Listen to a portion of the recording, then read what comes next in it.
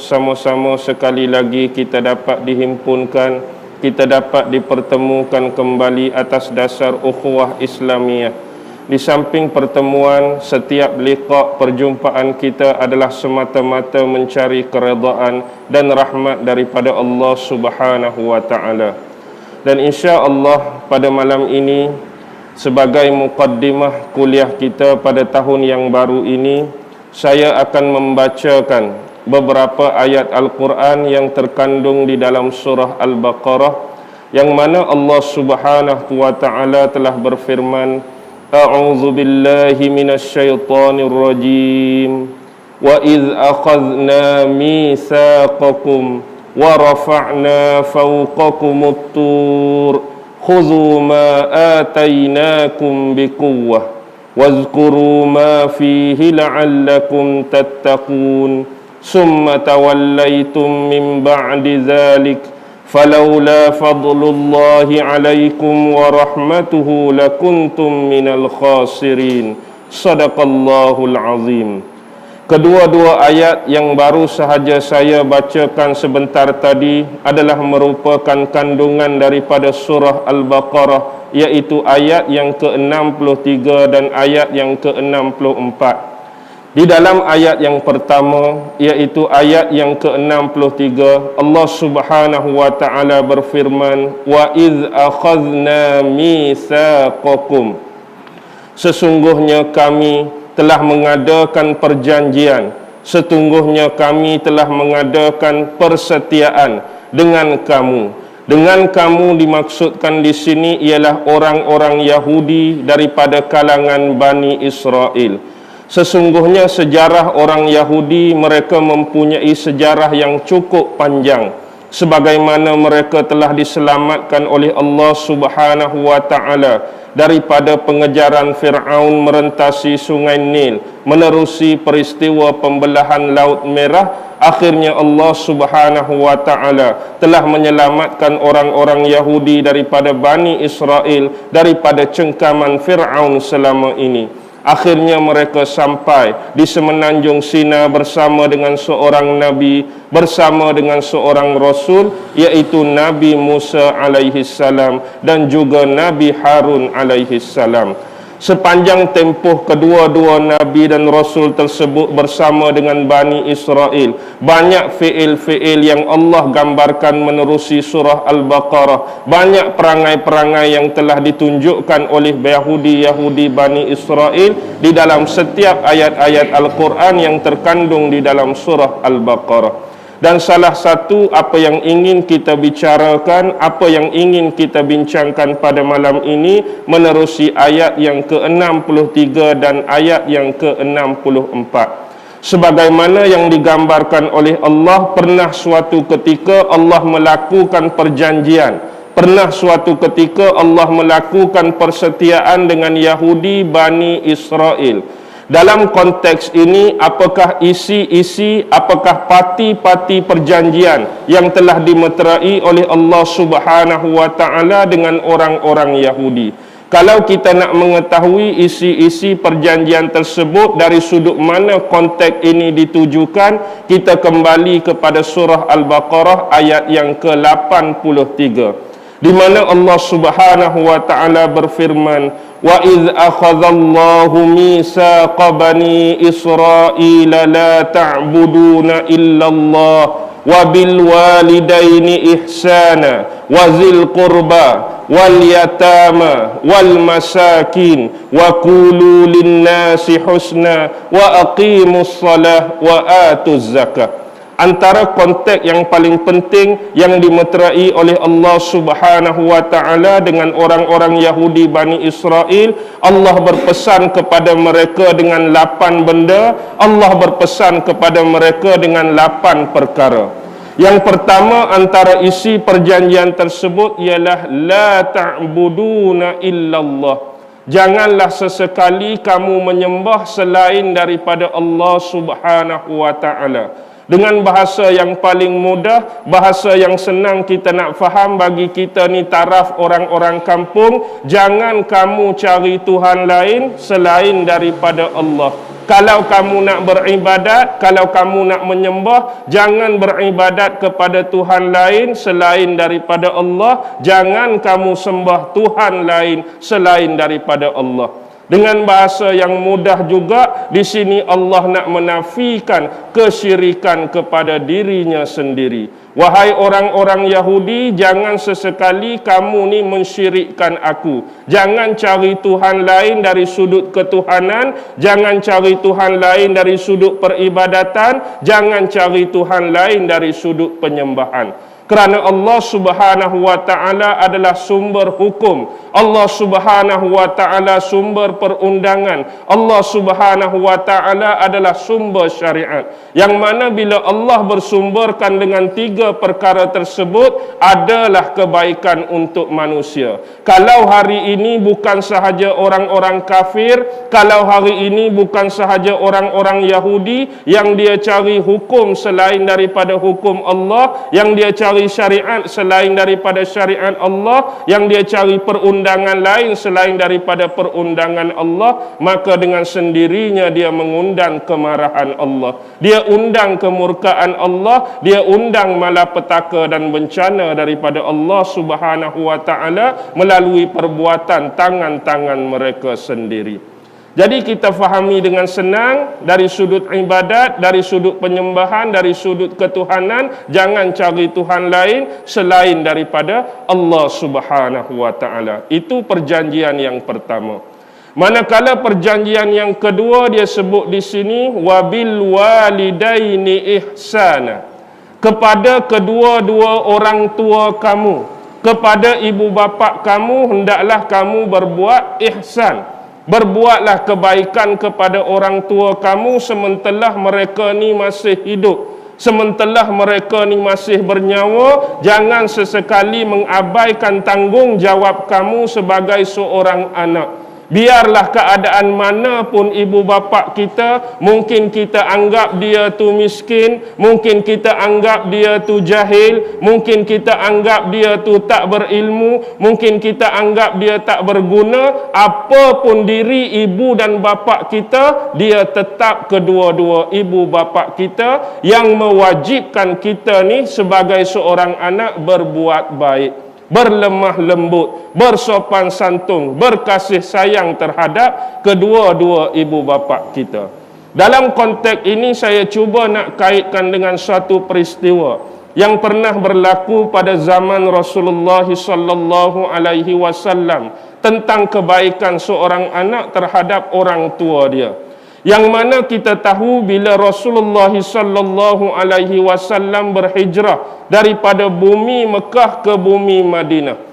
Pada waktu sebelum Rasulullah nak berhijrah ni, di Madinah sudah ada orang-orang Madinah sendiri yang terdiri daripada sahabat-sahabat Nabi, kaum-kaum Ansar daripada Aus dan Khazraj. Walaupun masa tu mereka tak peluk lagi Islam sebab Nabi belum hijrah. Di sana juga iaitu di Madinah adanya orang-orang Yahudi yang banyak bani-baninya, kaum-kaumnya, terutama tiga kaum yang terbesar iaitu Bani Quraizah, Bani Nadir, Bani Qainuqa.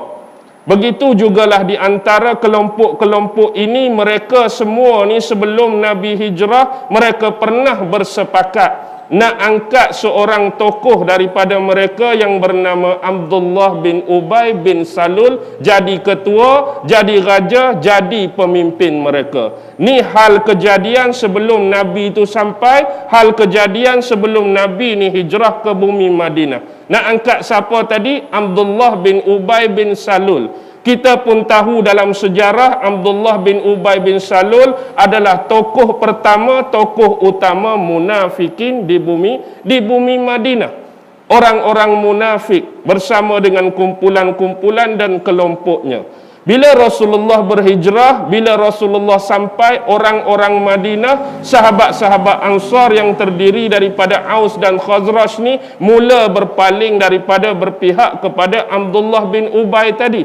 Sebab apa? Kerana sahabat-sahabat ni mula dah tertarik dengan agama Islam yang dibawa oleh Nabi Muhammad sallallahu alaihi wasallam, dengan kriteria-kriteria, dengan penampilan-penampilan, dengan peribadi-peribadi, dengan contoh-contoh tauladan yang ditunjukkan oleh Nabi, contoh tauladan yang ditunjukkan oleh Rasulullah. Maka orang-orang di Madinah lebih tertarik untuk angkat Nabi jadi pemimpin, lebih tertarik untuk angkat Nabi jadi ketua, jadi pemerintah, berbanding sebelum ni yang pada awalnya mereka nak lantik Abdullah bin Ubay bin Salul tadi.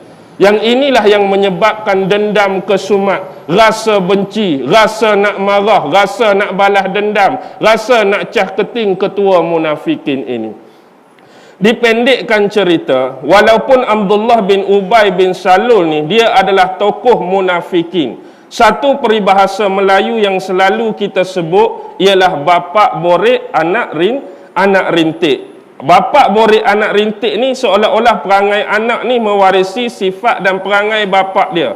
Tetapi kadang-kadang peribahasa ni langsung tak berguna dalam satu-satu situasi, langsung tak berguna dalam satu-satu keadaan.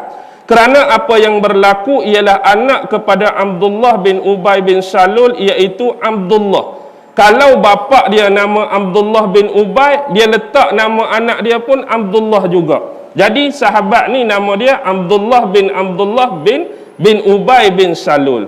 Bapak ketua munafikin, tapi anak salah seorang tergolong dari sahabat-sahabat Nabi Muhammad sallallahu alaihi wasallam. Jadi pernah diceritakan dalam satu peristiwa bila mana ketua kumpulan Bani Mustalik pada waktu tersebut yang bernama Al-Haris bin Abu Dirar. Masa tu Rasulullah dah jadi ketua, Rasulullah dah jadi pemimpin di Madinah. Satu kumpulan daripada Bani Mustalik, ketua dia nama Al-Haris bin Abu Dirar. Dia merancang nak lawan Nabi, dia merancang nak menentang Nabi, dia merancang nak memberontak terhadap pemerintahan Rasulullah di Madinah. Bila Rasulullah dapat hidu, bila Rasulullah dapat cium perancangan mereka ni nak lawan Nabi, nak tentang Nabi, nak serang Nabi, maka Rasulullah menyediakan sekumpulan bala tentera daripada kalangan sahabat-sahabat beliau. Tujuan apa? Nak sekat awal-awal, nak lawan balik daripada kumpulan Bani Mustalik tadi.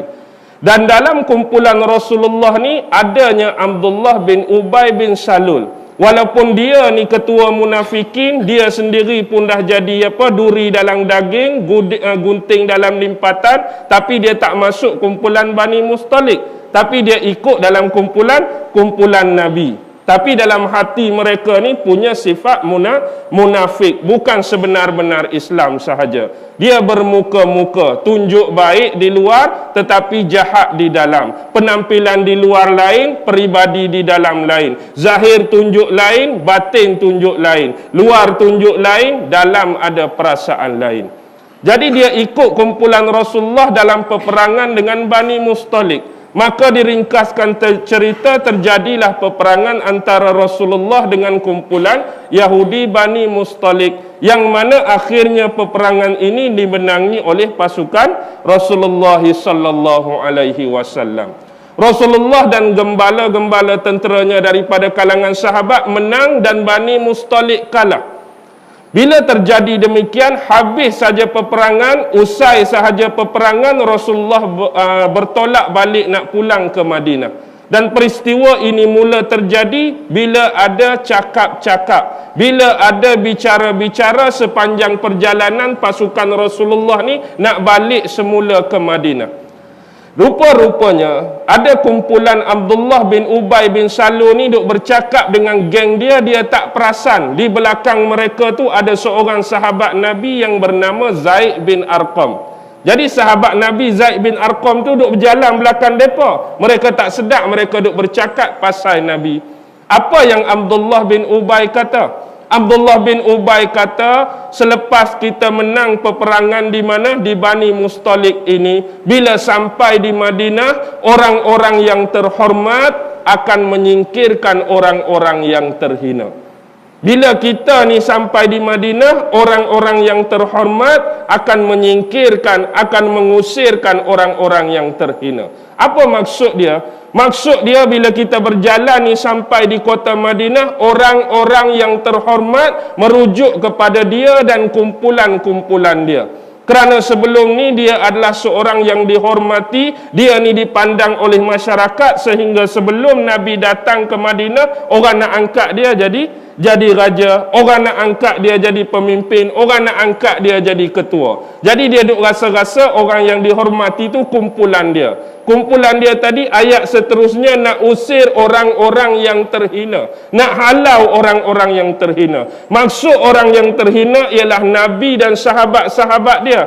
Pasal apa dia kata Nabi ni golongan terhina? Sebab Nabi ni bagi dia dihalau oleh orang-orang kafir musyrikin Mekah. Di Mekah tiba-tiba mari lari cari perlindungan di bumi Madinah tempat dia. Maksudnya Rasulullah ni orang-orang yang terhina di Mekah tu, orang yang dihambat, orang yang dihalau keluar oleh ahli keluarga, oleh kaum dia sendiri, sehingga cari perlindungan tempat kita. Jadi kata-kata seperti ini bagi seorang sahabat adalah salah satu bentuk penghinaan. Kalau hina sahabat lain mungkin boleh dimaafkan, tapi penghinaan ini ditujukan atas batang tubuh Nabi, batang tubuh Rasulullah. Dan kita tahu hukum dalam agama, kalau Rasulullah ini dihina, Rasulullah ini dikaji, Rasulullah ini dicaci, maka bunuhlah hukum dia. Tentu anda ingat suatu peristiwa yang mana ketika berlaku Isra' dan Mi'raj, ramai di antara sahabat-sahabat yang mula tak mempercayai Rasulullah bila Rasulullah mengatakan dia naik Mi'raj ke langit. Pernah beberapa kumpulan datang bertemu dengan Rasulullah sallallahu alaihi wasallam minta satu benda. Wahai Rasulullah, wahai Muhammad, sebelum ni kami percaya pada kamu, kami sentiasa membenarkan kamu. Tapi untuk kes peristiwa Isra' dan Mi'raj ni kami rasa berat, kami rasa was-was, kami rasa ragu-ragu sebab dia suatu benda yang cukup besar. Naik ke langit ni, bukan kita kata jalan ke atas darat, bukan berenang dalam air, naik ke langit. Jadi untuk kami lebih menguatkan keyakinan kami pada kamu, kami nak minta kamu buat dua benda. Jadi mereka nak minta Rasulullah buat dua benda untuk meyakinkan keimanan dan kepercayaan pada Nabi. Lalu Rasulullah tanya, kamu nak minta aku buat apa? Lalu Rasulullah, sahabat-sahabat tadi berkata, aku minta kamu cuba angkat kaki kanan kamu tanpa kamu naikkan kaki kiri kamu. Jadi angkat kaki kanan saja, kaki kiri tak apa, duduk atas tanah pun. Jadi Rasulullah pun angkat kaki kanan dia dalam keadaan kaki kiri dia masih di tanah. Itu permintaan yang pertama. Permintaan yang kedua ialah cuba kamu angkat kaki kiri kamu, tapi jangan jatuh kaki kanan hak angkat tadi. Jadi dia angkat kaki kanan, yang kedua tu angkat kaki kiri, jangan jatuhkan kaki kanan. Agak-agak Nabi boleh buat tak? Nabi tak boleh buat lah, mesti jatuh. Kalau kita buat pun jatuh. Lepas tu mereka hina Nabi, mereka perli Nabi. Kalau benda yang kecil ni pun kamu tak boleh buat, benda kecil ni pun kamu dah boleh jatuh, boleh terbalik, mana mungkin kami nak percaya kamu boleh naik sampai ke langit. Kami nak suruh buat benda senang lagu tu pun kamu tak boleh buat. Bukan kami tak percaya, tapi sukar bagi kami. Bila keadaan ini berlaku, maka mereka nak minta penerangan. Lalu Rasulullah kata, kalau nak minta penerangan tentang kes ni, jumpalah sahabatku, siapa? Sayyidina Umar bin Al-Khattab. Jadi dia pun ikut Sayyidina Umar. Kemudian Sayyidina Umar bagi bawa apa? Sayyidina Umar datang bawa kepala saja dah. Lalu sahabat-sahabat lain marah. Sahabat kata, apa ni? Nabi suruh kamu bagi penerangan, Nabi suruh bagi kamu terang kat dia apa yang berlaku. Apa kata Sayyidina Umar? Kalau Nabi suruh aku terang kat orang ni, memang tak ada benda lain lah. Inilah kerja dia nya. Sebab apa? Tu Nabi Muhammad, tu Rasulullah, tu Muhammad bin Abdullah, Nabi Rasul. Terang kat dia pun dia tak faham, takkan Nabi nak suruh aku terang orang tu faham? Faham tak? Nabi sendiri dah terang kat dia, dia tak boleh faham. Takkanlah Nabi nak suruh aku yang terang. Kalau Nabi suruh aku tu, tak ada benda lain lah tu. Memang hak ni kerja dia je. Sebab apa? Kita akan nampak agama Islam ni ganas, agama Islam ni kejam, agama Islam ni teroris. Tanya lagu tu sikit pun dah kena bunuh. Tanya sikit soalan dah kena bunuh. Ada keraguan sikit kena bunuh. Kejamnya agama ni. Ini bukan soal soalan, bukan soal keraguan, tapi soal penghinaan siapa? Batang tubuh Nabi. Orang duk perli Nabi, orang duk caci Nabi, orang duk kecil Nabi. Itu hukum dia, bukan bab soal menyoal. Jadi kita kembali kepada bab tadi. Bila Rasulullah mendapat tahu berita ni daripada sahabat dia siapa? Zaid bin Arqam tadi. Zaid bin Arqam bila sampai saja di Madinah, dia beritakan hal-hal yang dia dengar tadi kepada Nabi. Berkebetulan sebelah Nabi masa dia duk habaq kat Nabi, ada sahabat special ni sekali lagi, iaitu Sayyidina Umar bin Al-Khattab. Umat pun duk dengar juga. Umat memang bergetak tangan dah, nak marah dah. Umat nanti tunggu arahan Rasulullah saja nak buat apa dekat Abdullah bin Ubay bin Salul. Lalu bila keadaan demikian, Umar kata kepada sahabat lain yang bernama Ubad bin Bashir, "Wahai Ubad, aku perintahkan kepada kamu, kamu pergi cari Abdullah bin Ubay bin Salul, kamu bunuhlah dia. Kerana hasil daripada penerangan Zaid bin Arqam ni, dia hina Nabi, dia perli Nabi, dia caci Nabi, dia maki Nabi." Kebetulan dalam hal ini duk berlangsung tu, kedengaran oleh anak kepada Abdullah bin Ubay. Abdullah bin Ubay ada dalam majlis tu. Jadi dia cepat-cepat pergi bertemu dengan Nabi. Dia pun tak berapa percaya bapa dia cakap lagu tu. Jadi ada sedikit pertelingkahan, ada sedikit bergaduh mulut antara sahabat. Waktu duduk pertelingkahan berlaku, itulah turun satu ayat. Yang mana ayat ni turun, Allah Subhanahu wa taala nak membenarkan berita yang dibawa oleh Zaid bin Arqam tu bukan berita tipu. Bukan berita saja, bukan berita bawa mulut, tapi memang benar-benar kata-kata tersebut diucapkan oleh Abdullah bin Ubay. Jadi betul hak Zaid bin Arqam ni bukan kata nak suruh sahabat bergaduh, bukan nak suruh sahabat berbalah, bukan nak buat kes cari punca nak bagi bunuh Abdullah bin Ubay bin Salul, tapi tidak. Turun ayat ni memang nak membenarkan Zaid bin Arqam. Bila ayat tu turun, Abdullah bin Abdullah dia pergi bertemu dengan Nabi.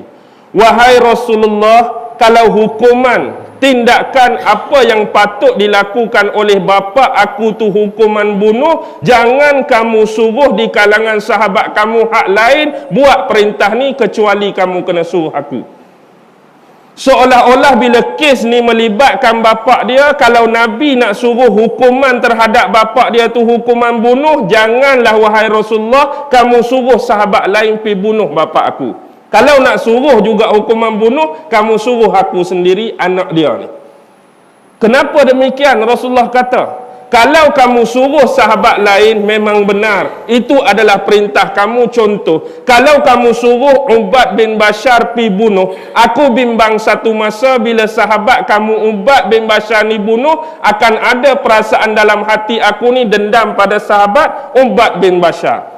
Ubad bin Bashar ni lah bunuh bapa aku, Ubad bin Bashar ni lah yang pancung bapa aku. Aku takut aku tak dapat tahan dalam hati ni simpan dendam dekat sahabat walaupun dia ikut perintah kamu. Jadi aku takut aku akan lawan pula Ubad bin Bashar, aku akan bergaduh dengan dia, aku akan berperang dengan dia. Kalau aku terbunuh dia, tak ada tempat lain untuk aku kecuali neraka. Aku tak mau masuk neraka. Tapi kalau perintah nak suruh bunuh bapa aku, jangan cari orang lain kecuali aku sendiri yang akan bunuh. Tu anak. Dia tahu bapa dia seorang munafik, tokoh yang paling besar dalam menentang Nabi. Lalu dalam keadaan demikian, Rasulullah kata, "Wahai Abdullah, kembalilah kepada kamu dan berbaktilah kepada orang tua kamu." Sebab Rasulullah tahu bila dia sampai di Madinah bagaimanakah hubungan yang sebenar di antara Abdullah dengan bapa dia Abdullah bin Ubay. Memang walaupun bapa dia tu jahat, bapa dia tokoh munafikin, tetapi sifat seorang anak, dia selalu berbuat ihsan, dia selalu buat baik dekat bapa dia walaupun mereka berlainan agama. Agama sama tapi seorang munafik, seorang Islam yang sebenar. Jadi Nabi kata, kamu baliklah dan berbuat baik kepada bapa kamu. Jadi bila Nabi guna ayat ni, dia rasa ada kelainan. Lalu dia tanya, wahai Rasulullah, dengan ayat cara kamu perintah aku pi balik buat baik kat bapak aku ni, adakah kamu ni dah maafkan bapak aku? Benar wahai Abdullah, Rasulullah memaafkan bapak dia.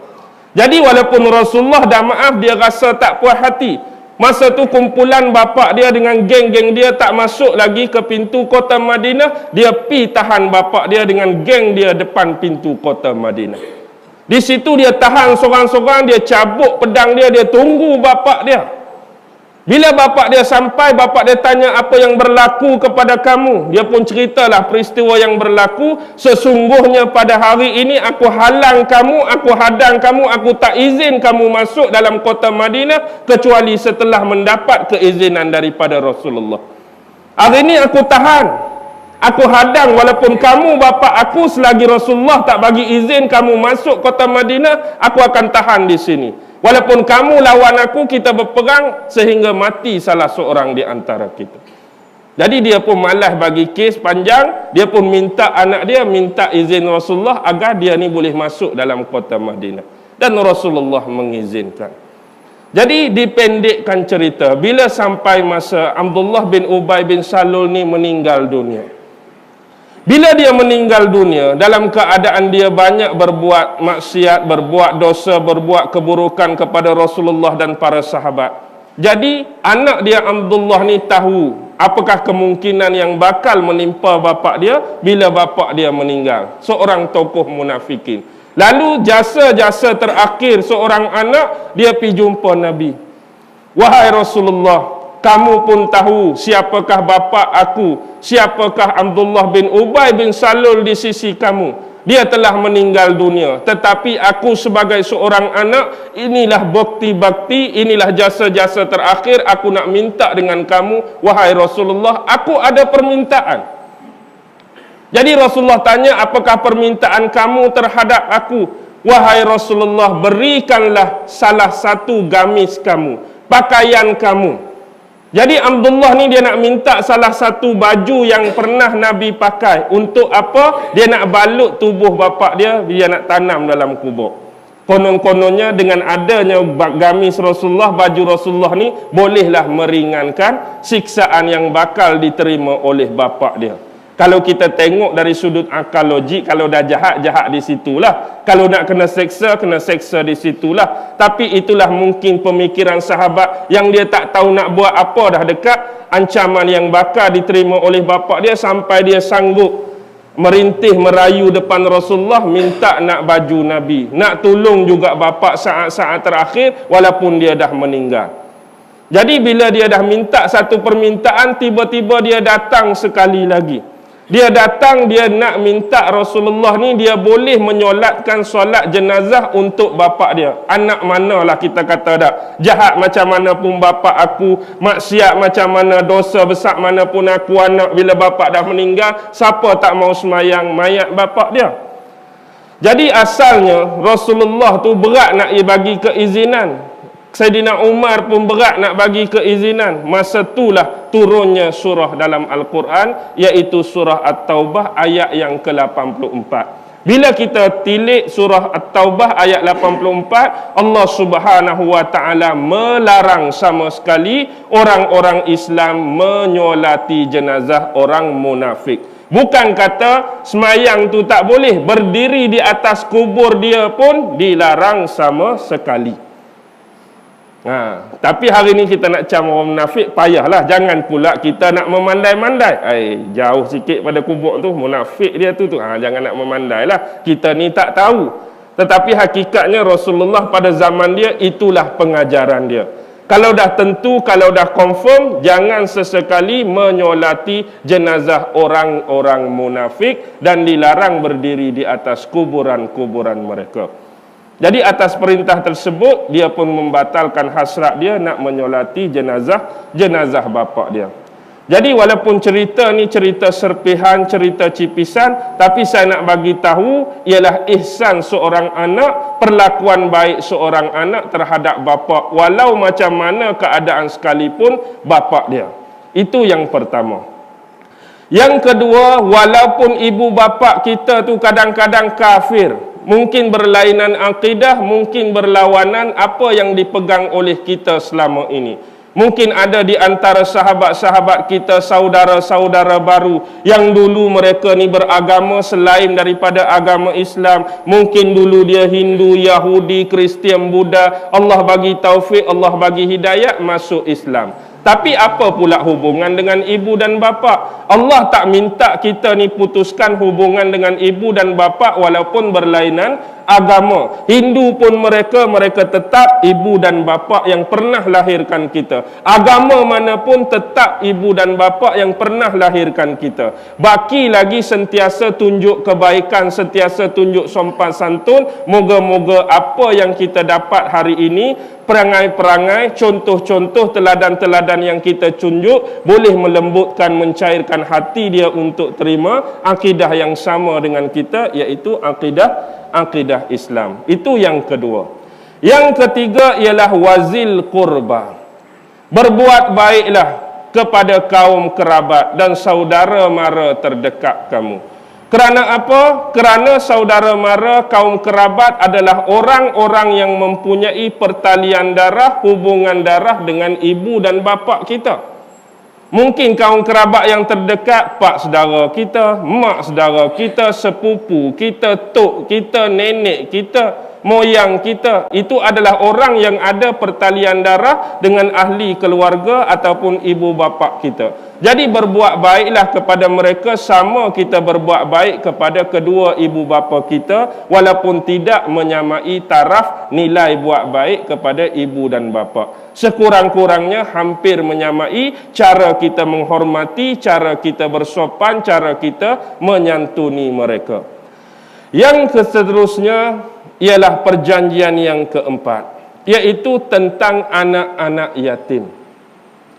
Jadi bukan sahaja dalam akidah, dalam syariat, dalam perundangan Islam yang dibawa Nabi Muhammad supaya kita ni meraihkan anak-anak yatim, tetapi sudah ada perjanjian Allah dengan orang Yahudi dahulu supaya memuliakan, menyantuni anak-anak yatim. Sebab apa? Sebab anak-anak yatim ni ulama-ulama telah mengkategorikan dalam 3 benda. Kenapa perlu santun, kenapa perlu mulia, kenapa perlu hormat anak yatim. Yang pertama ialah kerana kecilnya mereka. Biasa kita nak iktiraf, kita nak takrifkan anak yatim ni ialah anak-anak yang masih belum capai peringkat baligh. Kita hormat mereka, kita mulia mereka. Yang pertama kerana kecilnya mereka yang belum sampai peringkat baligh. Yang kedua kerana yatimnya mereka. Yatim sebab tidak ada bapa, yatim sebab tidak ada ibu. Yang ketiga ialah kerana mereka tidak mempunyai sesiapa pun dalam dunia ini yang nak menguruskan keperluan-keperluan dan yang nak menguruskan hajat-hajat mereka. Pertama sebab kecil, yang kedua sebab tak ada ibu bapa, yang ketiga sebab tak ada orang lain dah nak tolong urus keperluan dan hajat mereka. Mereka masih kecil, macam mana nak bersekolah. Mereka masih kecil, macam mana nak uruskan harta yang ditinggal ibu bapa. Mereka masih kecil, bagaimana nak meneruskan kehidupan. Jadi sebab inilah agama Islam, bahkan agama sebelum ni pun baik Yahudi ataupun Nasrani, diwajibkan memuliakan anak-anak yatim. Jadi jangan sesekali kita menghina anak yatim, jangan mengherdik anak yatim, jangan melayani anak yatim dengan cara yang tak selayaknya, dengan cara yang tak sepatutnya, dengan cara yang kurang sopan. Itu yang keempat. Yang kelima ialah orang-orang fakir dan orang-orang miskin. Sama, dalam syariat kita, umat Nabi Muhammad pun diwajibkan memuliakan orang-orang fakir, diwajibkan memuliakan orang-orang miskin. Sebab Allah Subhanahu wa taala bila dia sebut dalam Al-Quran ada golongan kaya, ada golongan miskin, memang kita nak hapus miskin tak boleh dah. Nak kurangkan kadar kemiskinan boleh. Nak hapuskan kemiskinan, oh sorry lah. Ayat menghapuskan kemiskinan tu ayat di luar bidang akal manusia nak fikir. Bila Allah sebut ada sihat, mesti ada sakit. Bila Allah sebut ada putih, mesti ada hitam. Bila Allah sebut ada kaya, mesti ada miskin. Nak hapus miskin bila Allah sebut tak boleh. Nak kurangkan kadar kemiskinan boleh. Mesti ada orang miskin. Tujuan apa? Supaya orang-orang kaya ini sedar diri. Supaya orang kaya ni ada simpati, supaya orang kaya ada tanggungjawab, supaya orang kaya ada perasaan kasihan belas kepada golongan kedua, iaitu orang-orang yang tidak berkemampuan, orang-orang yang miskin. Harta yang diberi oleh Allah, kekayaan yang diberi oleh Allah, kemewahan yang diberi oleh Allah haruslah dikongsi. Sebab kita tahu harta kita hari ini, kemewahan kita hari ini mutlak milik kita atau mutlak milik Allah. Awal-awal lagi surah Al-Baqarah, kalau kita betul-betul renung ayat ni, surah Al-Baqarah alif lam mim zalikal kitabu la raiba fihi hudal lil muttaqin allazina yu'minuna bil ghaib wa yuqimunas shalah.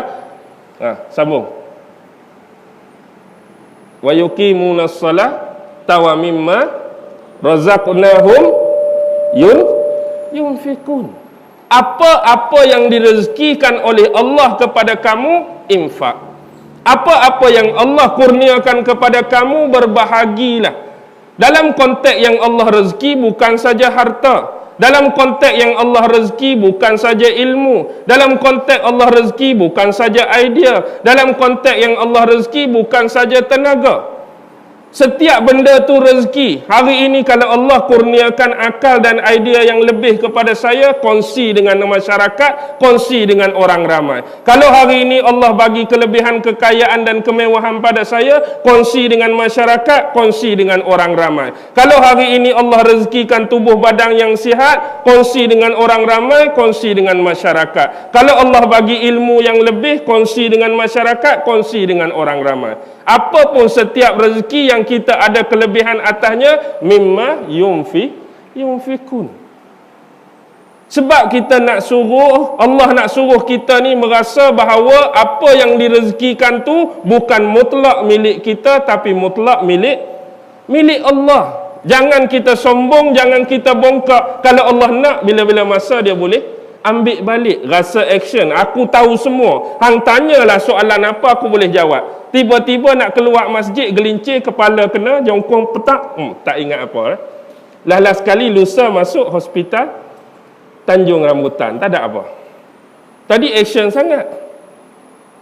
Hak tadi tubuh gagah, tah sebelum ni boleh orang tolong angkat tu, tolong angkat ni, sombong dengan orang, takabur dengan orang, tiba-tiba accident, last sekali stroke duduk atas katil saja. Bila-bila masa Allah bagi ambil. Kalau kaya Allah bagi terbakar ke, kalau kaya Allah bagi orang curi, kalau kaya Allah bagi orang merompak, kalau kita takabur. Bila-bila masa Allah boleh ambil. Yang itu kita harus sedar bahawa apa yang Allah bagi ni, Allah nak suruh kita kongsi kenikmatan dia dengan orang lain. Barulah sama-sama dapat merasa. Okey, yang kelima. Yang keenam, wa qulu linnasi husna. Berkatalah baik dengan setiap manusia. Tergolong dengan kata-kata baik ialah termasuk dalam arahan amar ma'ruf nahi mungkar. Itu termasuk berkata-kata baik dengan manusia. Bukan berkata-kata baik dengan manusia ni setakat bila bercakap manis muka, bercakap lemah lembut, bercakap sopan santun, bercakap jaga maruah orang, bercakap jaga baik aib buruk orang.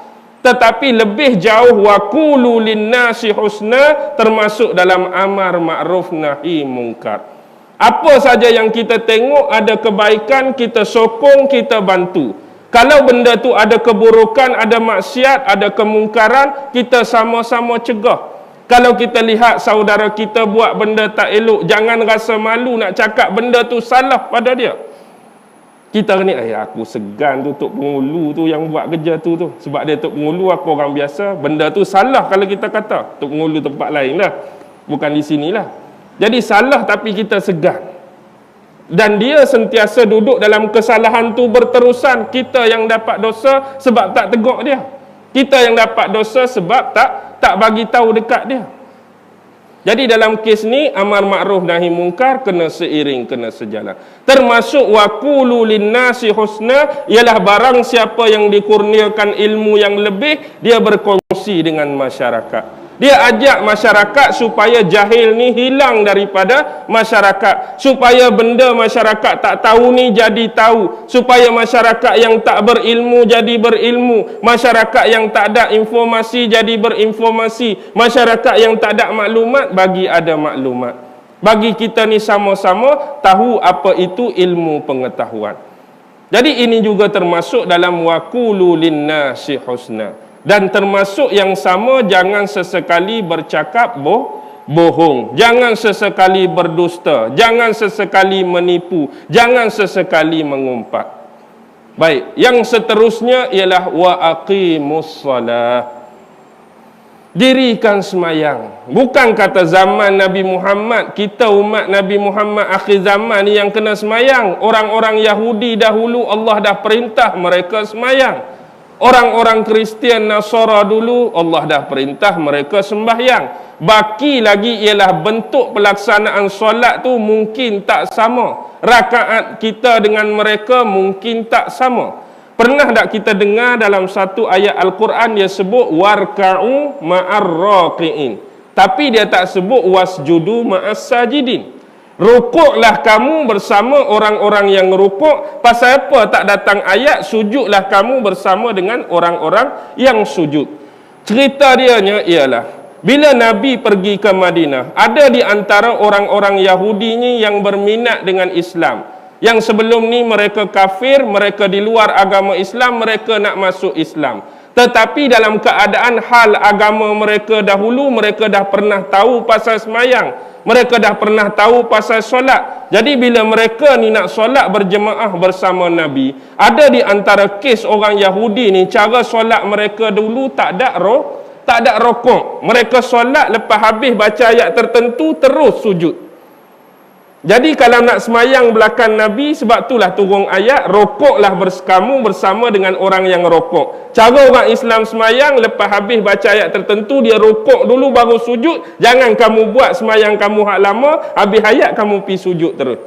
Sebab tu tak ada ayat wasjudu ma'as sajidin, yang ada warka'u ma'ar raqi'in. Rukuklah kamu bersama dengan orang-orang yang rukuk. Ini hal kes orang-orang Yahudi yang baru masuk Islam, yang nak semayang berjemaah dengan sahabat-sahabat lain di belakang Nabi.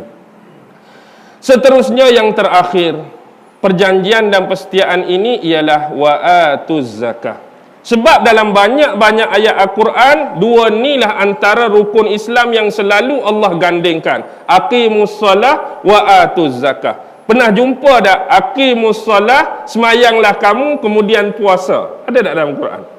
Tak jumpa. Semayanglah kamu kemudian puasa. Semayanglah kamu kemudian ucap syahadah. Tak jumpa. Semayanglah kamu kemudian pi tunai haji ke Mekah. Tak jumpa. Tapi yang banyak selalu Allah ganding ialah semayang kamu tunai zakat. Semayang kamu tunai zakat. Ni nak cakap kepentingan solat dan kepentingan zakat. Bukan sahaja kepada umat terakhir Nabi Muhammad, tetapi kepada umat-umat Nabi, Nabi dan Rasul sebelum ni pun dah diperintahkan, dah disyariatkan untuk menunaikan kedua-dua bentuk ibadat yang paling besar antara yang menjadi rukun dalam agama ini, iaitu solat dan menunaikan zakat. Inilah persetiaan, inilah perjanjian Allah Subhanahu wa taala, walaupun baru 3 patah kalimah.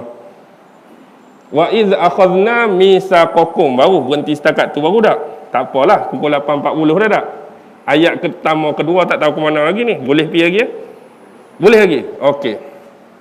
Wa iz akhadna mitsaqakum, kita berhenti tadi. 3 perkataan, 3 kalimah kita dah hurai apakah isi-isi, apakah benda-benda konteks yang terkandung di dalam perjanjian dan persetiaan Allah dengan orang Yahudi. Ambil perjanjian ini. Wa rafa'na fawqakumut tur, dan Allah mengangkat. Rafa'na fawqakum, di atas kepala-kepala kamu, at-tur, salah satu gunung yang berada di Palestin, salah satu bukit yang berada di Palestin. Lihat, Ini adalah salah satu bentuk penguatkuasaan syariat Allah dalam bentuk ancaman, penguatkuasaan syariat Allah dalam bentuk bagi gerun. Allah nak bagi cash terus. Kalau kamu langgar persetiaan ni, kalau kamu langgar perjanjian ni, inilah yang akan bakal menimpa kamu. Allah dia dah tahu PL perangai orang Yahudi yang sebelum ni banyak leceh, banyak cakap bohong, banyak takwil tu, banyak menipu, banyak soal jawab. Bila Allah dah buat meterai perjanjian dan persetiaan, bukan setakat janji saja, tapi Allah telah angkat salah satu gunung, Allah telah angkat salah satu bukit di Bukit Tursina tu naik. Memang betul-betul bukit tu naik, berada di awang-awangan, betul-betul atas kepala orang Yahudi Bani Israel. Maksudnya kalau kamu langgar perjanjian ni, lala ni juga bukit ni akan jatuh, timpa atas kamu, mampukah lagu tu? Oh, nampak macam paksa tak? Nampak macam paksa. Tapi itulah salah satu bentuk ancaman Allah dengan orang yang jenis perangai lagu ni. Orang yang perangai lagu ni, itulah cara Allah nak didik mereka, cara Allah nak tarbiyah mereka. Sambil berjanji tu dah angkat satu bukit dah. Kalau kamu langgar perjanjian ni, bukit ni akan jatuh atas kepala. Jumhur mufassirun, terutamanya dalam tafsir Imam Alusi dengan tafsir Mafatihul Ghaib Imam Fakhruddin Ar-Razi, bahkan dikatakan orang Yahudi ni, padahal kalau kita berjanji dengan Allah dah, Allah kata atas kepala kamu ni ada bukit, kalau kamu langgar jatuh, kami hempat atas kamu. Kalaulah kita sujud depan Allah, agak-agak sujud lagu mana?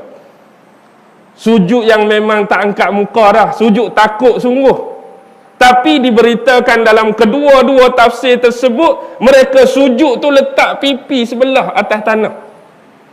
Contoh kalau kita ni tunduk lagu ni, sungguhlah Allah takutnya aku, kalau aku langgar perjanjian ni, langgar kesetiaan ni, memang mampu keras sungguh lah. Tapi dia ni boleh letak pipi sebelah, mata sebelah, duduk tengok, kan jatuh, kan jatuh. Ada lagi perangai lagu tu. Perangai antara takut dengan tak takut. Dia nak tahu Allah ni buat betul-betul ke tak, dia boleh main-main lagi. Jadi pipi dia yang sebelah kiri ni duduk atas pasir, mata ni duduk tengok, kan jatuh kan, kalau kami langgar jatuh, betul ke bukit ni, betul ke gunung ni. Padahal betul-betul dah Allah buat lagu tu. Tapi itulah perangai orang Yahudi. Wa rafa'na fawqakumut tur khudhu ma atainakum biquwwah. Ambillah oleh kamu, peganglah oleh kamu persetiaan dan perjanjian ini biquwwah, dengan kekuatan kamu, dengan sungguh-sungguh, tanpa kamu sesekali mengabaikan perjanjian-perjanjian tersebut. Allah kata, ambil, pegang sungguh-sungguh apa yang kamu berjanji dengan aku, persetiaan tadi biquwwah. Jangan nak main-main, jangan nak lepa-lepa, jangan nak kita kata apa, buat selebele saja, menyebabkan kamu akan dimurkai oleh Allah. Wazkuru ma fihi, dan ingatlah apa yang terkandung dalamnya. Allah ingatkan kembali tentang isi-isi Taurat, sebuah kitab yang pernah diturunkan kepada Nabi dan Rasul di kalangan Bani Israel sendiri. Wazkuru ma fihi, ingatlah apa-apa isi, ingatlah apa-apa arahan, ingatlah apa-apa perintah yang telah diberikan oleh kamu, oleh Nabi kamu di kalangan kamu sendiri, Nabi Musa. Bahasa Taurat, bahasa kamu sendiri, amalkan kitab tersebut, la'allakum tattaqun. Moga-moga kamu menjadi orang-orang yang bertakwa, orang-orang yang takut pada Allah. Tetapi inilah Allah nak cerita perangai sebenar orang Yahudi, sifat sebenar orang Yahudi. Dah berjanji, ni bukan berjanji dengan kerajaan, bukan berjanji dengan pihak sekolah, bukan berjanji dengan menteri itu. Berjanji dengan siapa tadi? Berjanji dengan Allah ni. Masih ada sifat main-main, masih ada sifat leka-leka. Kemudian Allah sambung ayat 64. Summa tawallaitum min ba'di zalika. Kemudian selepas daripada itu, mereka tetap berpaling tadak. Mereka tetap menyia-nyiakan perjanjian dan persetiaan mereka dengan Allah min ba'di zalika, selepas daripada itu. Dia boleh buat main-main lagi. Maksudnya mereka melanggar perjanjian dalam konteks 8 benda tadi. Allah minta jangan buat syirik, mereka masih lagi melakukan syirik pada Allah. Mereka beribadat dalam bentuk kesyirikan, mereka sembah Allah dalam bentuk syirik, mereka bahkan menafikan berita-berita nabi-nabi dan rasul di dalam kitab Taurat yang bakal dikeluarkan dan dimunculkan oleh Allah. Terutama bisyarah tentang Nabi Muhammad. Dalam Taurat mereka, Allah dah bagi tahu akan lahir seorang Nabi, akan lahir seorang Rasul akhir zaman yang nama dia Muhammad. Jadi kalau kamu nak tunggu Nabi akhir zaman, tunggu Nabi ni, nama dia Muhammad. Tapi apa yang dia buat? Dia menafikan sekerah-kerahnya apa yang terkandung di dalam Taurat, ucapan dan kalam Allah sendiri. Sebab itu kebanyakan ulama-ulama mengkategorikan orang-orang Yahudi ni ada dua sifat. Yang pertama al-mukazzibun, yang kedua al-muharrifun. Mukazzibun ni selalu cakap bohong, selalu berdusta, selalu mengada-ngada. Muharrifun ni orang yang suka menyelewengkan, suka meminda-minda peraturan-peraturan, hukum hakam dan syariat-syariat Allah. Memang tadi baru berjanji dengan Allah, bila dia lawan perjanjian tersebut seolah-olah mereka tipu Allah lah. Yuharrifun, Allah kata lagu ni dalam kitab, mereka pergi kata lagu lain. Allah bagi hukum buat lagu ni, kamu kena hukum lagu ni. Dia rasa berat hukuman tersebut, dia reka sendiri, dia bagi ringan hukuman tersebut. Kalau dia rasa berat nak buat, dia tak buat langsung. Jadi dia meminda-minda. Macam filem tu lah, filem Piramli kan, Hujung apa? Bukan Hujung Pak Belalang, Musang Berjanggut tu tak? Kan semua menteri-menteri masuk rumah dia, pergi goda bini dia tu. Dia tanya menteri apa? Menteri nikah kahwin tak? Jadi kesalahan tak dalam negeri ni kalau ada seorang lelaki masuk rumah seorang perempuan yang mana suami dia tak ada? Oh, memang kesalahan besar. Tapi kanda masuk ni, oh waktu kanda boleh adjust, kanda sendiri yang reka hukum hakam. Dia jenis lagu tu lah. Bila orang lain dia jadi kena, bila dia sendiri dia reka jadi tak kena, dia reka jadi terlepas. Bagus jugalah filem tu tak? Nak bagi kita sedar masyarakat bahawa hukum-hukum buatan manusia ni bila-bila masa sahaja boleh goyah, bila-bila masa sahaja boleh berubah, sebab dia ikut nafsu, dia ikut apa yang dikatakan oleh nilai perantaraan diri kita sendiri. Jadi kembali kepada kisah tadi, mereka langgar perintah-perintah yang lain. Bahkan mereka tidak menghormati kedua orang tua mereka, mereka mengherdik anak yatim, mereka tak memuliakan orang-orang fakir, mereka tak menyantuni orang-orang miskin. Bahkan lebih jauh mereka meninggalkan amalan-amalan salat yang telah Allah perintahkan. Bagi yang kaya terus kaya, bagi yang miskin terus miskin. Mereka lari diri mereka daripada menunai dan membayar zakat kepada mana-mana asnaf yang sepatutnya dikeluarkan harta dan zakat mereka. Jadi kalau hari ini Allah kata demikian kepada mereka, kalau perangai kita orang Islam yang lebih kurang sama syariat tadi, kalaulah Allah minta pada mereka jangan sekutukan Allah dalam agama kita, ada tak perintah tersebut? Jangan sekutukan Allah ada, buat baik kepada ibu bapa ada, buat baik kepada anak yatim, muliakan orang miskin, semayang, bayar zakat. Kalau hari ini tu juga perintah Allah pada kita, kita tak buat, perangai itu lebih kurang. Kalau kita kata perangai Yahudi, orang marah. Tapi itulah Allah nak gambarkan dalam Quran, itulah pengajaran dia. Maksudnya PL kita, perangai kita lebih kurang Bani Israel Yahudi zaman Nabi Musa. Cakap banyak, soalan banyak, takwil banyak, buatnya tidak, amalnya tidak, soalan banyak. Dia tanya tu nak meragukan, dia tanya nak waswas, dia tanya suka-suka, dia tanya saja-saja, bukan nak beribadat, bukan nak beramal, bukan dia nak ada keyakinan dan kepercayaan. Falaula fadlullahi alaikum wa rahmatuhu lakuntum minal khasirin. Kalaulah tidak kerana kemurahan Allah, kelebihan Allah dan rahmat Allah kepada kamu, nescaya pasti kamu akan menjadi orang-orang yang rugi. Rahmat Allah di sini, kelebihan Allah di sini, rahmat Allah di sini ialah Allah sudi untuk mengampunkan dosa-dosa mereka akibat berpaling daripada perjanjian-perjanjian tadi. Ada setengah di antara mereka Allah bagi hidayat, ada setengah di antara mereka Allah bagi taufik kembali kepada jalan taubat, kembali pada Allah. Kalaulah tidak kerana kelebihan dan kemurahan tadi, nescaya pasti mereka akan menjadi orang-orang yang rugi. Sebab apa jadi rugi? Kalau Allah tak ampun, kalau Allah tak maaf, kalau Allah tak bagi jalan bertaubat, agak-agak bukit tu memang hempat. Kita hari ni tak sampai tahap tu, Allah ancam kita. Kita tak semayang, ada mari bukit gedegung atas rumah kita, tak ada lagi, Allah sayang lagi. Kita hari ni tak puasa, terbalik rumah kita kena angin, tak ada lagi.